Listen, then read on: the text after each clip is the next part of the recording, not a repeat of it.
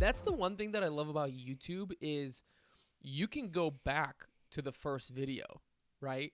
And isn't that amazing? Like that wasn't a thing before where you were like, oh, let me see what this person was posting in college or whatever. Like, you know, in the 90s, that wasn't a thing. But now you can go back and see, oh, this guy has just been doing this for like a really long time and putting out awesome content. So yeah, his stuff is amazing. Yeah, no, it's so cool to see how people grow over the course of like either like 3 years or even just like 10 years. Like some of the YouTubers have been doing it for such an, I don't know, just such a long time. But you can really like study what they did to grow and like gain their success on YouTube, which is really fascinating. And it's like not really something that you used to be able to do as easily anyway. You know what I mean? I, it, Being an overnight success 10 years in the making, right? Where just, you know, you people have been putting the hours in and the repetitions and building that muscle, and then something happens and they blow up, right? And you're like, oh, look at that person, they're like an overnight success. But you don't see the failures and the lessons and the process that went behind it. And I think that it is really interesting when you can do that deep dive and be like, oh, okay, they really blew up with this podcast or this YouTube channel or this project, but like look at the battlefield, right, of other projects before that.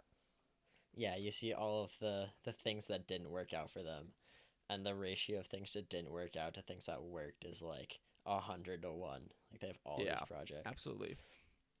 I feel like that's a good way for newer creators at least to like not get in their head about it and not give up, because there's definitely like a point where you're just creating and no one's watching it, like no one is looking at you. um, but like looking at that stuff kind of just helps to see like everyone's been through that and everyone has created for an audience of zero. Yeah, I try to think more about it in terms of making the win not be tied to the result, but to the process, right? So find a way of looking at what you're doing in such a way that just by you going through the process, you win, right? Uh, because you will develop skills if you go through that, and the repetitions themselves are very, very important.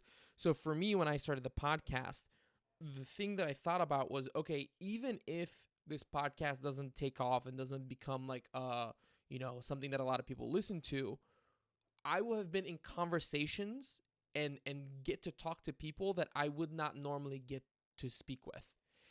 And I'm going to try to learn everything that I can from them, so that even if I do 100 episodes and no one listens, on the other side of it, I've still grown a lot, and I can actually use those skills for something else, right? And especially with like podcasting, like it really develops your ability to communicate. And if you go back to like my first episode, it's not, I don't communicate as clearly. I'm not able to put as much energy into it, and that's a skill that I've developed over 160 plus episodes at this point. And so I really, that is like my really big tip for creators that I think helps a lot, because then you tie your win to you continuously doing the thing over and over and over again, and that's the win itself. And you know, creating an audience is just a like a byproduct of that.